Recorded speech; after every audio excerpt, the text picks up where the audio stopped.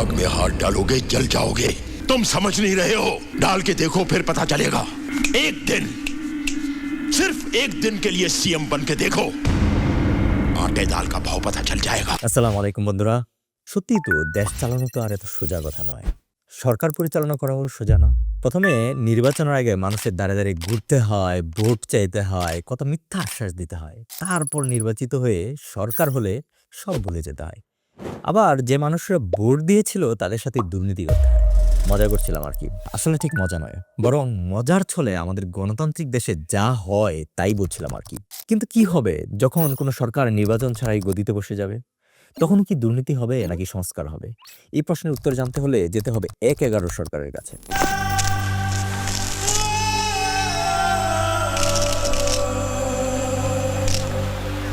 हमारा देश भी मेरी तरह लंगड़ा हो गया है, आप उसे उठाकर चला दीजिए।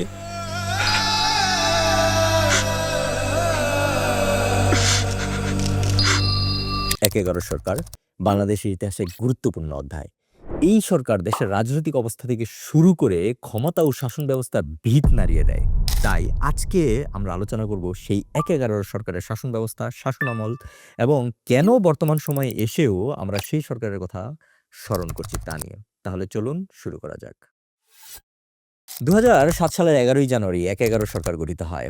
জানুয়ারির ১১ তারিখ হওয়ায় একে ১/১১ সরকার বলা হয়। এই সরকার কি বা কেন গঠিত হয়েছিল তা বুঝতে হলে ২০০৭ এর আগের ইতিহাস বুঝতে হবে। ১৯৯৬ সালে সংবিধানের ত্রয়োদশ সংশোধনীর মাধ্যমে অন্তর্ভুক্ত করা হয় তত্ত্বাবধায়ক সরকার ব্যবস্থা। বাংলাদেশের সংবিধানের ৫৮ খ অনুচ্ছেদ অনুযায়ী তত্ত্বাবধায়ক সরকারের প্রধান লক্ষ্য ছিল ৯০ দিনের মধ্যে একটি অবাধ ও সুষ্ঠু নির্বাচন অনুষ্ঠিত করা। তাই ২০০৬ সালে যখন বিএনপির ক্ষমতার মেয়াদ শেষ হয় তখন প্রয়োজন পড়ে তত্ত্বাবধায়ক সরকার গঠনের। কিন্তু নতুন তত্ত্বাবধায়ক সরকার কে হবে? এই নিয়ে রাজনৈতিক দলের মধ্যে বিভিন্ন ঝামেলা তৈরি হয়। সংবিধান অনুযায়ী তত্ত্বাবধায়ক সরকারের প্রধান উপদেষ্টা হওয়ার কথা ছিল সর্বশেষ অবসরপ্রাপ্ত প্রধান বিচারপতির। আর তৎকালীন সর্বশেষ বিচারপতি ছিলেন কে.এম. হাসান, যিনি ২০০৪ সালে অবসরপ্রাপ্ত হন। তাই তার তত্ত্বাবধায়ক সরকার প্রধান হওয়ার কথা থাকলেও তৎকালীন বিরোধী দল তথা আওয়ামী লীগ কে.এম. হাসানের নিরপেক্ষতা নিয়ে প্রশ্ন তোলেন। কারণ তিনি একসময় বিএনপির রাজনীতির সাথে যুক্ত ছিলেন। তাকে যেন তত্ত্বাবধায়ক সরকার প্রধান না করা হয় তাই আওয়ামী লীগের নেতৃত্বে দেশব্যাপী অবরোধ ও সহিংস আন্দোলন শুরু হয়, যা লগি বৈঠার আন্দোলন নামেও পরিচিত। এই আন্দোলনের মূলত বিভিন্ন ধরনের দেশি বিদেশি অস্ত্র ও লগি বৈঠা নিয়ে সহিংসতা তৈরি করা হয়। এই আন্দোলনে অনেক আহত এবং নিহত হন।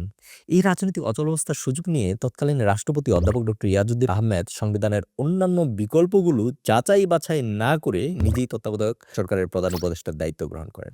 মজার বিষয় হলো এই সময় তিনি নিজেই রাষ্ট্রপতি ও তত্ত্বাবধায়ক সরকারের প্রধান উপদেষ্টা দুই দায়িত্ব একসাথে পালন করতে থাকেন, যা আইনত সঙ্গত নয়। ইয়াজউদ্দিন ক্ষমতায় এসে একটি একতরফা নির্বাচন করতে চান। প্রায় সব বিরোধী দল সেটা বর্জন করে।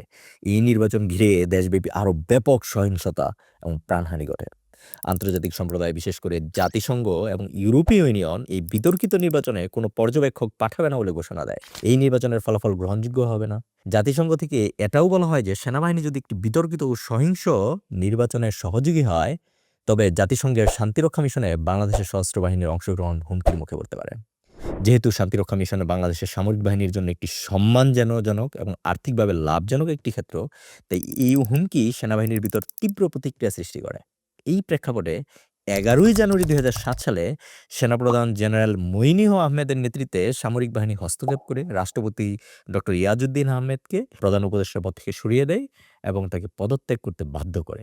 ১২ই জানুয়ারি ২০০৭ তারিখে ডক্টর ফখরুদ্দিন আহমেদ প্রধান উপদেষ্টা হিসেবে শপথ গ্রহণ করেন। ফখরুদ্দিন আহমেদকে ক্ষমতায় দেওয়ার মূল কারণ ছিল তিনি তখনকার সময়ে ঢাকা বিশ্ববিদ্যালয়ের সাবেক উপাচার্য ছিলেন, আন্তর্জাতিক ও অর্থনৈতিক ক্ষেত্রে তিনি অভিজ্ঞ ছিলেন, বিশ্বব্যাংকের সাবেক কর্মকর্তা এবং বাংলাদেশ ব্যাংকের সাবেক গভর্নরও ছিলেন। এছাড়াও তার রাজনৈতিক নিরপেক্ষতা নিয়ে কোনো জটিলতা তৈরি হয়নি। ১৯ জন উপদেষ্টা পরিষদ নিয়ে তার এই সরকার গঠিত হয়।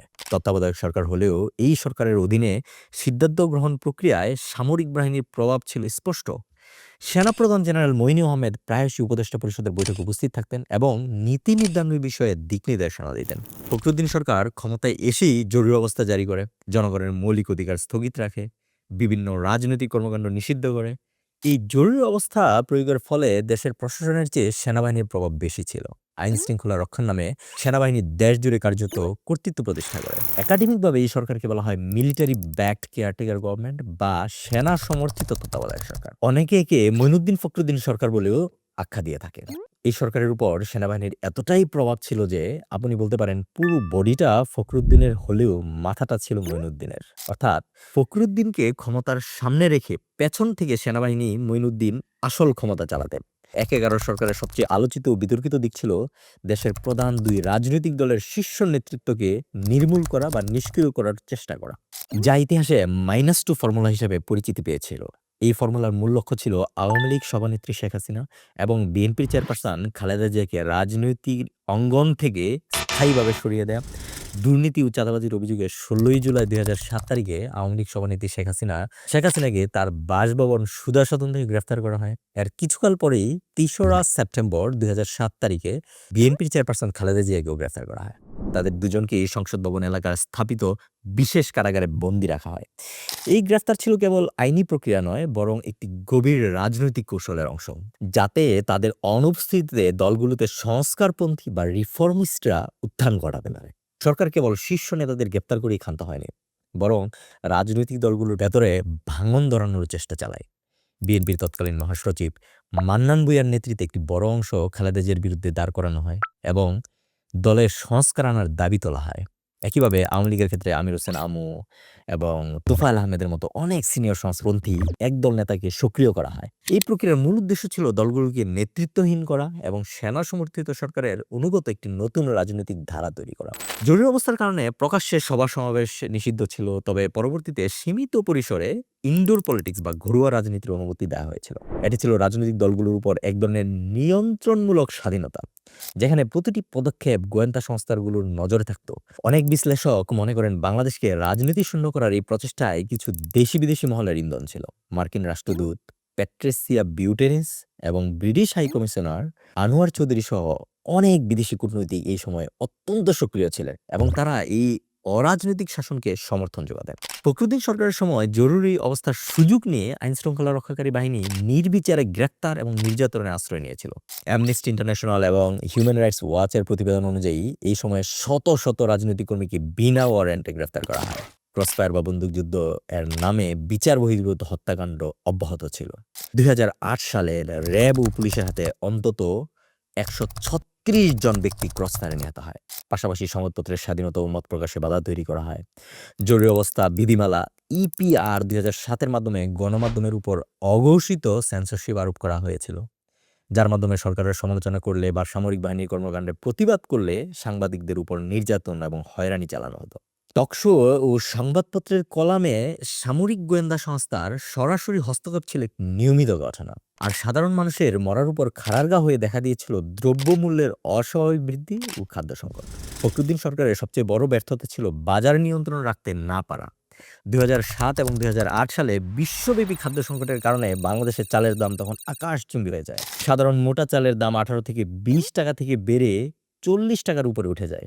এর ফলে নিম্ন আয়ের মানুষের জীবন দুর্বিষহ হয়ে ওঠে এবং মুদ্রাস্ফীতি চরমে পৌঁছায়। একে তো ফখরুদ্দিন সরকারের অগণতান্ত্রিক ব্যবহার, তার মধ্যে এই সরকারের অসাংবিধানিক হয়ে পড়ে, কারণ সংবিধান অনুযায়ী তত্ত্বাবধায়ক সরকারের মেয়াদ ৯০ দিন হলেও সংস্কারের দোহাই দিয়ে প্রায় ৭০০ দিনের বেশি ক্ষমতায় ছিল, যা স্পষ্টতই সংবিধানের লঙ্ঘন। পরবর্তীতে সুপ্রিম কোর্ট এই শাসনকালকে সম্পূর্ণ অসাংবিধানিক বলে অভিহিত করে। বিভিন্ন রাজনীতিবিদরা একে বেআইনি বা অগণতান্ত্রিক হিসেবে সমালোচনা করে থাকেন। ফখরুদ্দিন সরকারের ২ বছরের শাসনামলে যেমন অনেক নেতিবাচক কাজ ছিল, ঠিক তেমনি বেশ কিছু ইতিবাচক এবং দীর্ঘমেয়াদী সংস্কারও হয়েছিল। কিন্তু বাংলাদেশের প্রশাসনের ইতিহাসে মাইলফলক হিসেবে এই সংস্কারগুলোকে বিবেচনা করা হয়। ১১ সরকারের সবচেয়ে দৃশ্যমান এবং টেকসই সাফল্য হলো একটি স্বচ্ছ এবং ডিজিটাল ভোটার তালিকা তৈরি করা।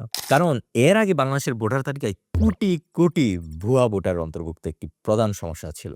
ফখরুদ্দিন সরকারের আমলে বাংলাদেশ সেনাবাহিনীর প্রত্যক্ষ কারিগরি সহায়তায় প্রায় ৮,১০,০০,০০০ ভোটারের ছবি এবং আঙ্গুলের ছাপ সহ একটি ভোটার তালিকা প্রণয়ন করা হয়। এটি পরবর্তীতে বাংলাদেশের জাতীয় পরিচয়পত্র বা এনআইডি কার্ডের ভিত্তি হিসেবে কাজ করে এবং নির্বাচনে জালিয়াতি এবং কারচুপির বিরুদ্ধে বৈপ্লবিক ভূমিকা পালন করে। একটি দেশে ন্যায় বিচারের জন্য বিচার বিভাগের স্বাধীনতা অত্যন্ত জরুরি।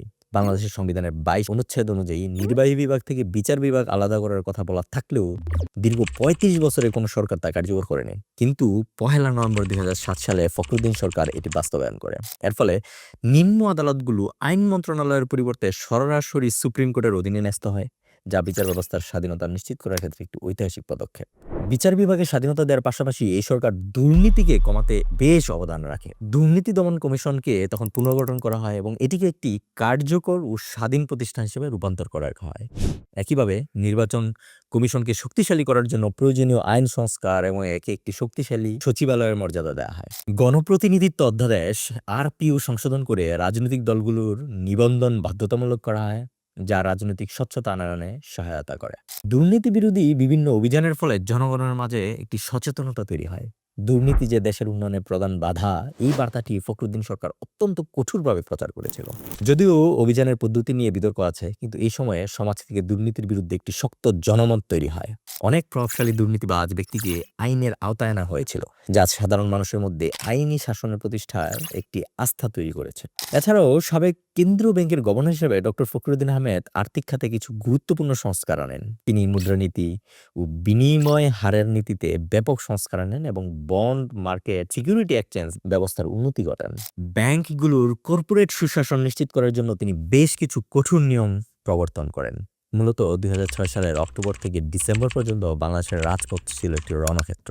হরতাল, অবরোধ এবং লগি বৈঠার সহিংসতায় সাধারণ মানুষের জনজীবন স্থবির হয়ে পড়েছিল। কিন্তু ১/১১ সরকার আসার পর এই সহিংসতা তাৎক্ষণিকভাবে বন্ধ হয়ে যায়। সাধারণ মানুষ স্বস্তিতে নিঃশ্বাস নেয়। এছাড়াও তৎকালীন বাংলাদেশের রাজনীতি মানেই ছিল দুর্নীতি আর পেশিশক্তির আস্ফালন। সমাজের শীর্ষস্থানীয় দুর্নীতিবাজ, রাজনীতিবিদ এবং ব্যবসায়ীদের গ্রেফতার হতে দেখে সাধারণ মানুষের মনে করেছিল দেশের আইনের শাসন প্রতিষ্ঠিত হতে যাচ্ছে। গডফাদার সংস্কৃতির মূলে আঘাত হানায় জনগণের একটি বড় অংশ আনন্দিত হয়েছিল।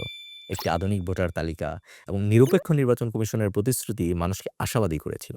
ফলে প্রথম দিকে এই সরকার খুবই জনপ্রিয়তা অর্জন করে, কিন্তু পরবর্তীতে যখন এই সরকারের মেয়াদ বাড়তে থাকে তখনই শুরু হয় বিভিন্ন সমস্যা। রাজনীতিবিদদের মতে এই সরকারের মূল উদ্দেশ্য ছিল দুর্নীতি দমন নয়, বরং দেশকে রাজনীতি এবং রাজনীতিবিদ শূন্য করা।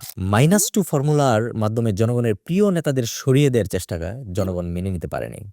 রাজনীতিবিদদের যুক্তি ছিল যে কোনো অরাজনৈতিক শক্তি দীর্ঘকাল রাষ্ট্র পরিচালনা করলে রাষ্ট্রের গণতান্ত্রিক ভিত্তি নড়বড়ে হয়ে যায়। সামরিক শক্তির উপর ভর করে দেশ শাসন করাকে তারা গণতন্ত্রের জন্য হুমকি হিসেবে আলোচনা করে। ২০০৮ সালের মাঝামাঝি সময়ে সরকারের জনপ্রিয়তা তলানিতে গিয়ে পৌঁছায়।